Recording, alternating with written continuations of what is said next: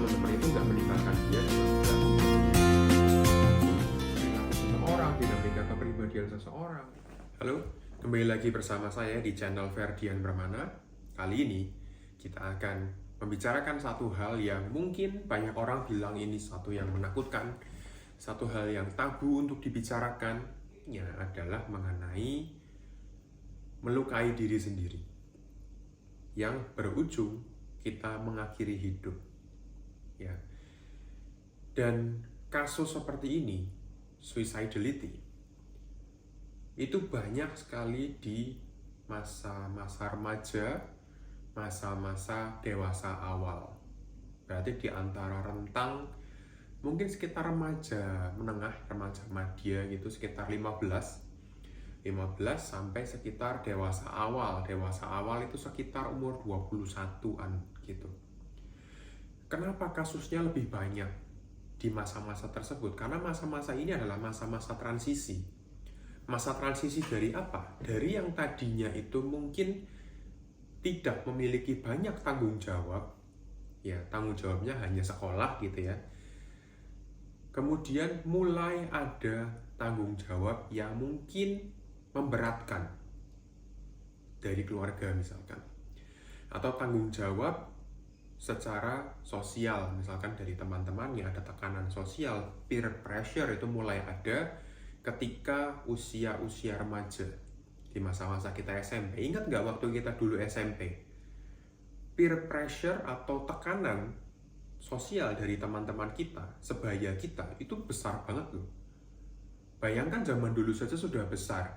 Ketika kita SMP, kita harus ngikutin tren yang ada, teman-teman kita seperti apa, kita harus ngikutin. Bayangkan sekarang sudah zaman yang lebih maju, media sosial yang juga lebih masif, dan semua akan lebih dinilai dari apa yang kamu tunjukkan di media sosial. Bukankah itu akan menjadi semakin tekanan bagi remaja dan juga dewasa awal? Ya, itu juga salah satu faktornya. Tapi yang paling besar adalah faktor dari keluarga sebetulnya. Tapi pertama-tama gini aja deh. Dari kasus yang pernah saya alami, dari konseling, kebetulan saya sudah berpraktek di Jawa Tengah, di kota Tegal itu sekitar 5 tahun, berarti dari tahun 2018. Saya sudah menangani atau menghadapi kasus yang mengarah ke mengakhiri hidup itu cukup banyak. Itu yang ada kesadaran untuk konseling loh ya.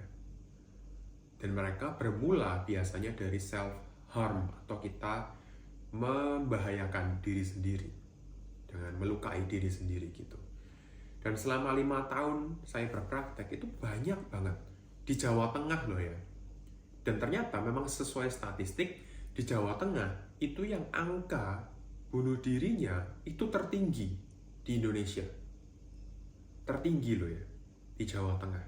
Maka dari itu saya membuat video ini, tujuannya adalah untuk menyadarkan masyarakat supaya kita bisa lebih aware dengan orang-orang yang mungkin sedang mengalami masalah, dan kita bisa advice ke mereka, kita bisa memberikan saran ke mereka, segeralah temui bantuan profesional, entah itu psikolog, entah itu psikiater, atau kalau kalian mengalami permasalahan finansial, boleh datang ke perlindungan anak, perempuan, atau kalau mungkin kalian pria, datang saja nggak apa-apa ke Dinas Perlindungan Perempuan dan Anak itu.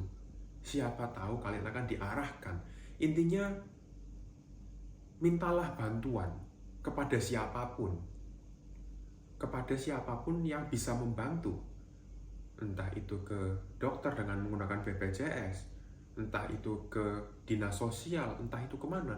Yang penting kita mulai menyadari diri bahwa oh ya, aku kayaknya butuh bantuan, kalau enggak aku akan menjadi semakin parah.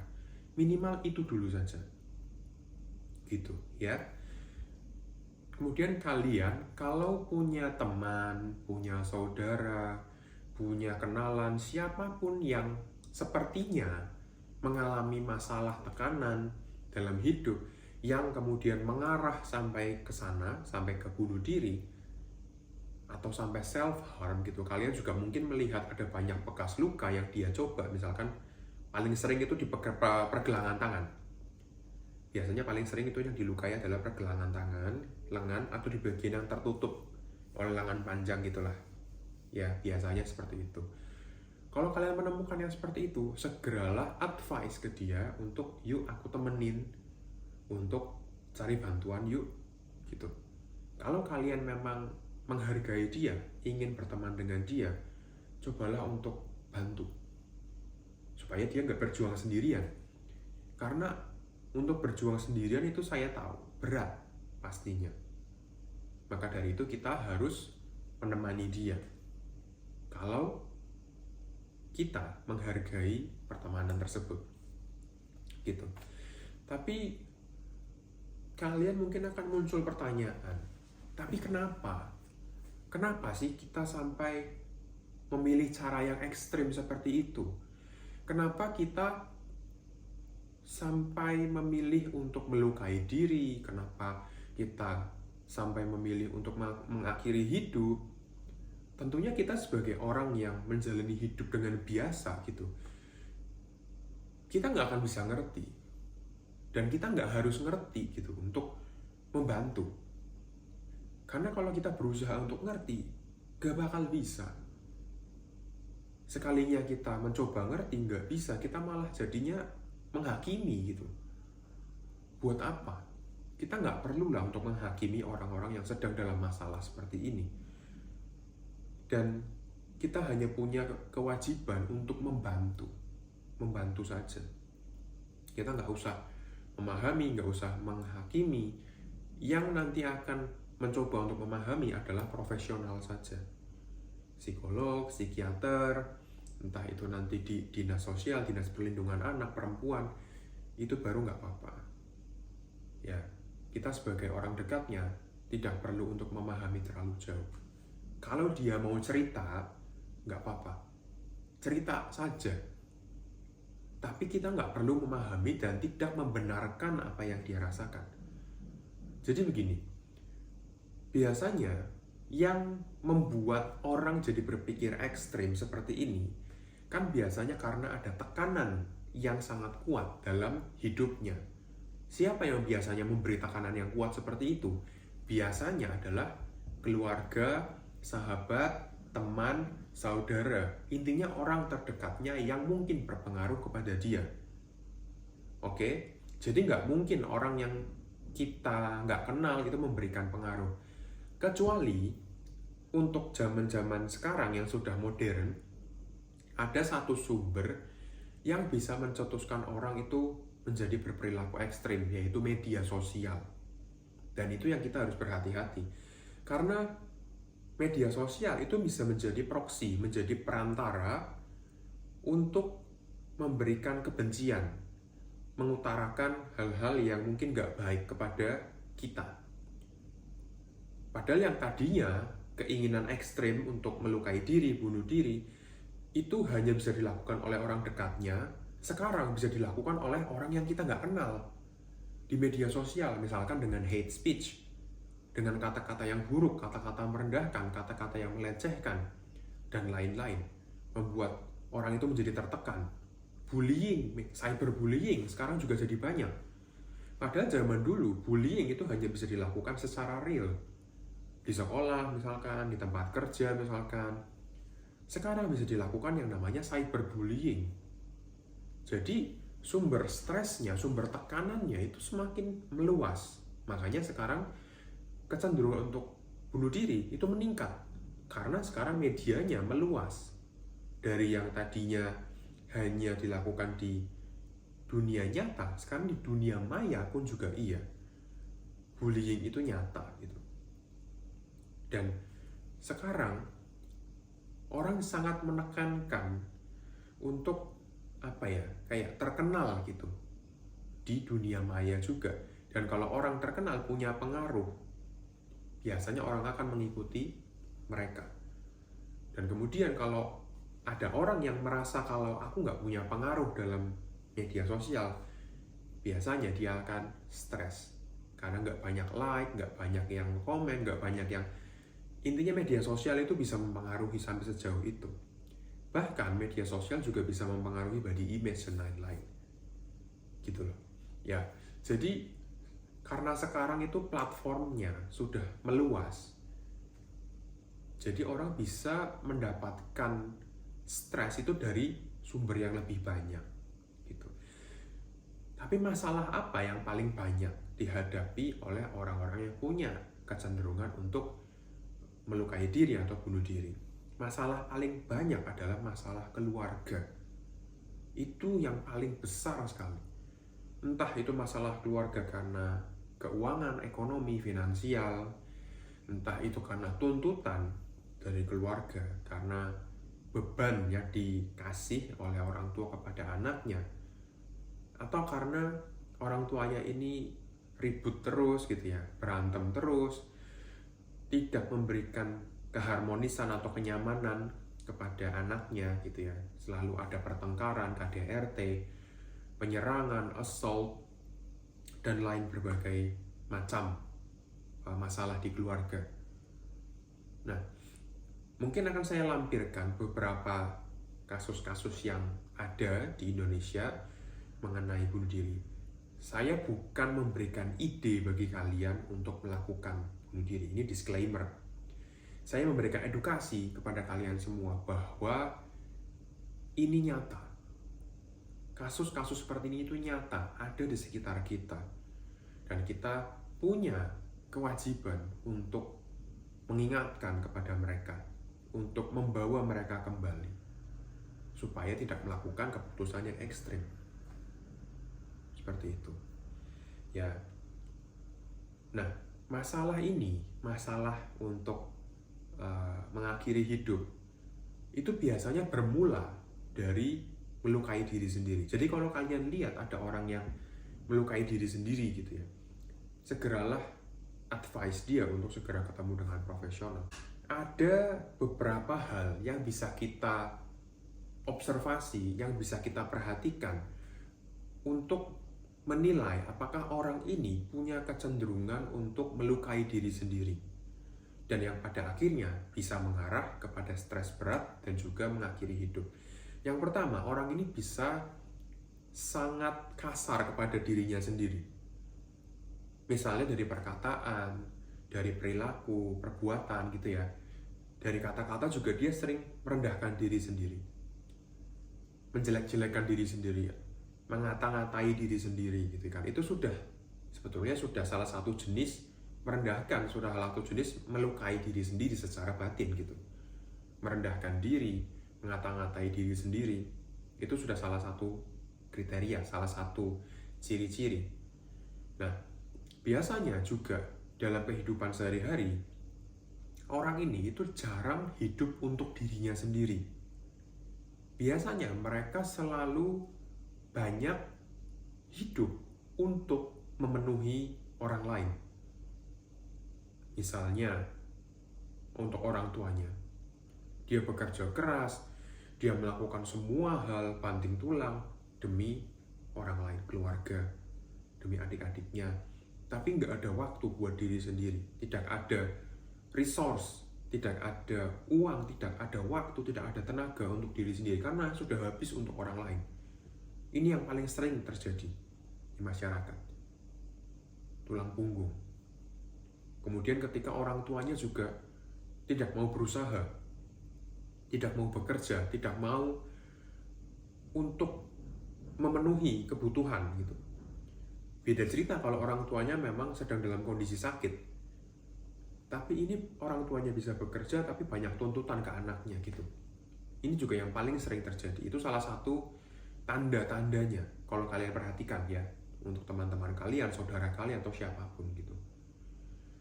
Kemudian dia seringkali memendam perasaan yang dia punya. Jadi kalau ditanya selalu bilangnya nggak apa-apa, selalu nggak apa-apa, nggak apa-apa. Kata-kata nggak apa-apa itu biasanya punya arti beneran nggak apa-apa, atau aku kenapa-napa tapi aku nggak mau ngomong, aku nggak mau membagi pikiran ini gitu. Karena takutnya nanti dikasihani, karena mereka nggak mau dikasihani sebetulnya.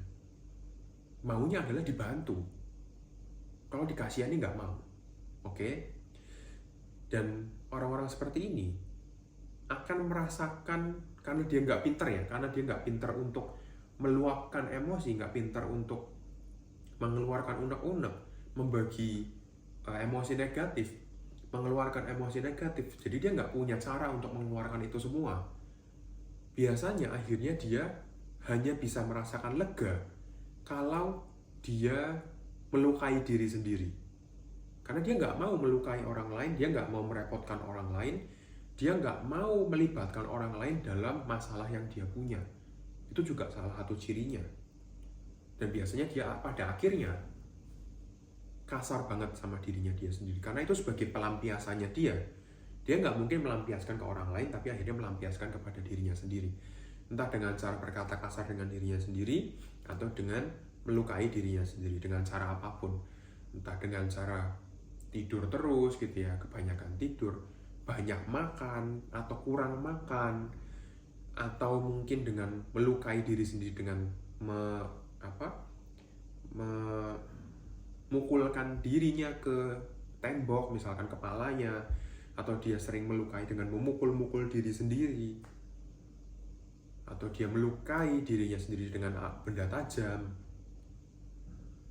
Itu biasanya awal mulanya ketika dia sudah penuh banget, stresnya itu sudah sangat-sangat penuh, dan dia butuh untuk pelampiasan itu, dan dia hanya bisa melampiaskan dengan cara seperti itu ya. Dan dia setelah melakukan hal tersebut, setelah melukai diri sendiri, dia akan merasa lega. Setelah dia merasa lega, barulah dia bisa beraktivitas seperti biasa lagi, lega. Tapi sumber stresnya kan nggak hilang, masih ada, yaitu misalkan keluarganya gitu, atau mungkin orang-orang yang ngebully dia, masih ada orangnya, masih seperti biasa. Akhirnya stresnya numpuk lagi, dia melukai diri sendiri lagi. Nah, cycle itu, perputaran seperti itu yang pada akhirnya selalu membuat orang ini membutuhkan rasa lega yang lebih besar. Karena rasa lega itu ada ambangnya gitu. Awalnya kita butuh hanya lega yang segini, lama-lama kita butuhnya segini, lama-lama kita butuhnya segini, makin meningkat lagi. Ketika rasa lega yang kita butuhkan sudah tinggi dan kita nggak bisa dapatkan, akhirnya jalan ekstrem yang kita pilih adalah dengan cara mengakhiri hidup. Karena dia pikir dengan mengakhiri hidup, leganya itu akan sampai sini, karena nggak ada masalah lagi.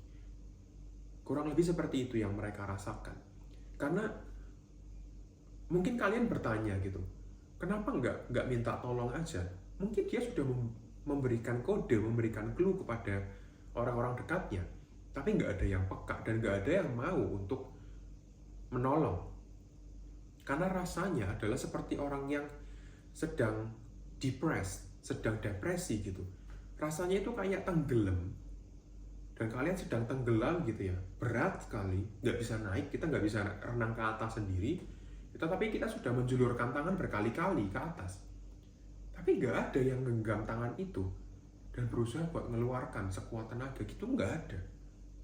Dan itu yang mereka rasakan. Sekalinya ada, kita coba untuk tarik, malah diceburin lagi gitu. Sekalinya ada lagi, ada yang narik lagi, nggak kuat, kecebur lagi. Tidak ada yang sampai menarik sampai dia benar-benar keluar sampai situ. Jarang. Nah, jadilah orang yang benar-benar mau untuk membantu teman-teman yang seperti itu. Kalau kalian nggak bisa, ada profesional yang bisa membantu. Kalian nggak perlu untuk berusaha sendirian. Yang penting support saja, gitu. Bisa kita lakukan untuk membantu orang-orang yang seperti ini hanyalah dengan menemani, dengan memberikan saran, dan mengarahkan ke profesional yang bisa membantu orang-orang seperti ini, yang sedang mengalami stres berat, yang sedang mengalami melakukan self-harm, punya ide untuk bunuh diri, punya plan untuk bunuh diri dan intensi untuk bunuh diri. Kita hanya bisa membantu mereka, mengarahkan ke profesional yang memang berwenang untuk membantu mereka. Kalau kita tidak bisa membantu, ya, kalau kita nggak bisa membantu, nggak mau membantu, minimal jangan menghakimi. Jangan menghakimi dengan cara apapun. Jangan membandingkan dengan hidup kalian. Jangan membandingkan dengan apapun, kepercayaan atau apapun. Jangan hakimi mereka. Tolong. Karena ini penting banget. Jangan hakimi mereka. Bantu mereka. Kalau nggak bisa, lebih baik diam. Arahkan saja kepada profesional. Oke. Ini masalahnya dengan orang lain, masalah dengan teman, masalah dengan saudara, masalah dengan pacar, pasangan hidup. Mungkin kita bisa dengan gampang gitu.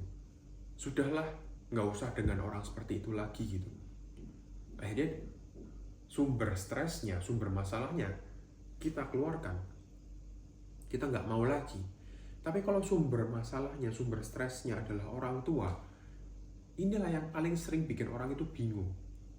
Di satu sisi orang tuanya itu sangat abuse, sangat menuntut yang berat gitu ya. Sedangkan orang tuanya sendiri juga nggak mau berusaha dan lain-lain.